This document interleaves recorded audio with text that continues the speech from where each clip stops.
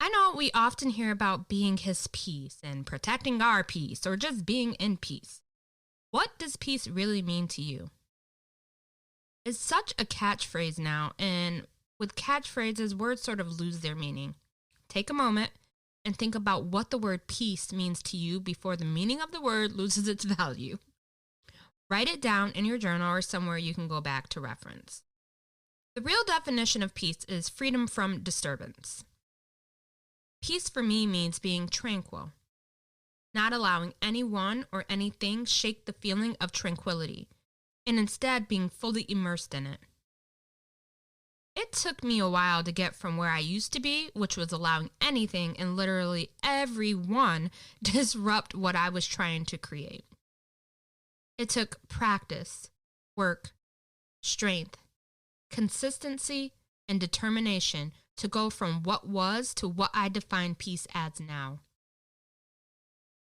You may be in an in-between season where you are trying to figure out how you stop allowing things to take you from your element of peace. One of the things I learned along the way was I needed to identify why I gave other people and things so much power in the first place. I realized it was because I didn't know any other way at the time and didn't know I held so much power over my own peace. Once I debunked the myth, things became easier for me. Now that I'm in charge of my peace, I protect it as if it were one of my children. I am healing, not healed. So sometimes there are things that shake my peace for a brief moment, but I'm becoming better and better at realizing when that is happening and how to reground myself to avoid further disruption. So let's discuss some things I've stopped doing in my life to gain peace that you also can begin to do to gain more peace in yours. Number 1, stop arguing. Listen, one thing I'm not about to do with anybody is go back and forth. People argue when they lack the skills necessary to have a constructive conversation. It's okay to have different perspectives. That's what helps us learn every day.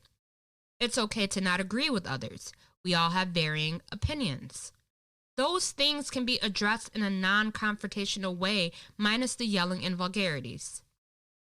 If people can't do that with you, it's not worth your time or energy because they aren't out to get your perspective or hear your point. They're only trying to prove themselves right while they try and shove their perspective down your throat. Number 2, wasting energy on one-sided relationships. You all know how I feel about this situation. I'm still learning more and more each day. If you are the first to call or you are the one giving the advice or answering your phone whenever they call you, but the energy isn't reciprocated, that's one-sided. And to that we say, girl, bye. You have better things you can be doing and better ways to spend your time. Save your energy. Number 3, overcommitting. Listen, I used to think it was a good thing to fill up my schedule and be as busy as possible because that way I don't look lazy and hey, I'm living my life, right? Wrong. I will cancel or turn down plans quick just to stay home in my pajamas to watch true crime shows. If I don't want to do it, I'm not, and I'm not doing things just for the sake of it. I approach things with more intention now. Stop saying yes to drinks with the girls or family gatherings just for you to count down the minutes before you leave. Say no when you need to and do you. Number 4, waiting for or seeking external validation. This was me. I needed to do well so other people can recognize I did well and acknowledge how well I did. On my journey, I learned I don't need validation from anyone to boost my confidence. The validation I needed and was looking for was already within myself, and I just had to get to a point to where I needed to pull it out. If they're not clapping for you, clap for your damn self. Celebrate your accomplishments or whatever it may be, your damn self. Listen to the episode entitled Celebrate Your Wins. Number 5, abandoning authenticity to fit in. We're not even about to go here with it. If you listen to my earlier episodes, you will know that I did a lot to fit in because I didn't want to be the only one to stand out. Now I am always the one standing out, and it's okay because I am fully and authentically me, living, walking, and breathing my truth. I know how it is to want to fit in. It's hard because you don't want to be the one to stand out all by yourself. Ask yourself if you are really living a full life by diminishing who you are to fit in. It's uncomfortable and it makes you feel like a fraud. Be who you are, live who you are, and love who you are, because out of everyone in the world, there is only one you. Number 6, comparing. We are all guilty of doing it, right? Especially with the world of social media. Oh, her hair looks way better than mine, or her IG posts are more creative than mine. We be our own worst enemy, putting our own shit down and not giving ourselves enough credit. We don't know where they started and where they are now to even start to compare.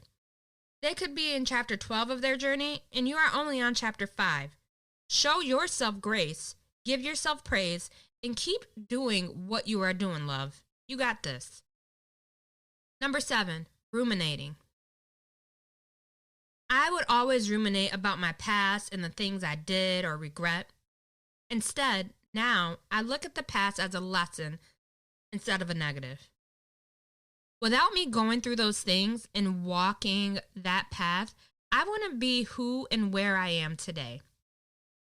Appreciate every part of your story, the good and the bad. Your story could be a survival guide for someone else one day. Number 8, silencing my voice. Okay, y'all know that having this podcast is proof that I overcame this.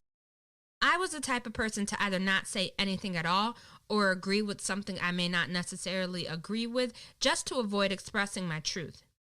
I'm so glad that is behind me. Once I found my voice, it was like the real Tafia came to, and it awakened a new part of me. Now, some people wish I never found my voice because I was easier to manipulate without one. I have also had relationships end because I am able to speak my truth and speak up for me. That still doesn't deter me.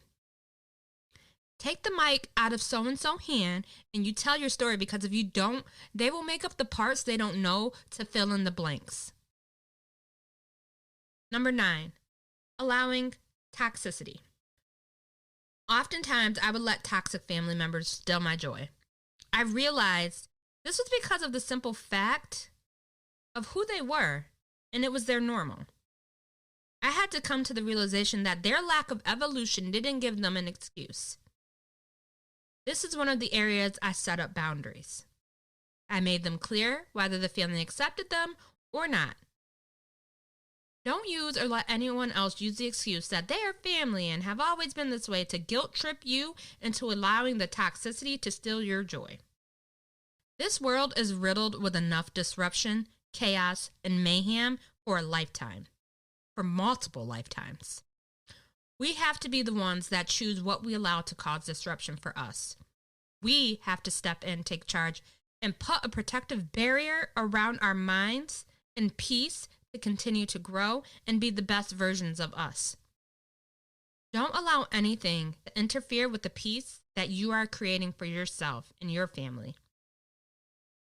When we hit this level of taking control of our own peace, we become dangerous because we learn to pick up our pieces and create tranquility.